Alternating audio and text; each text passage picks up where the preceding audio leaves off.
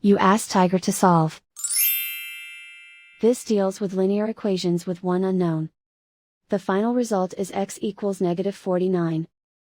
Let's solve it step by step. Swap sides. Group all constants on the right side of the equation. Subtract 5 from both sides. Simplify the arithmetic.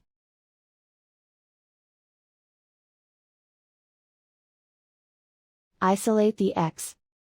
Multiply both sides by inverse fraction 7/2.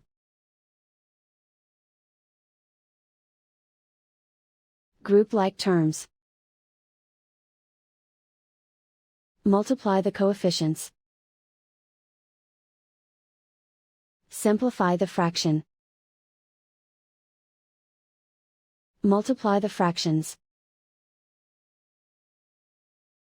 Simplify the arithmetic.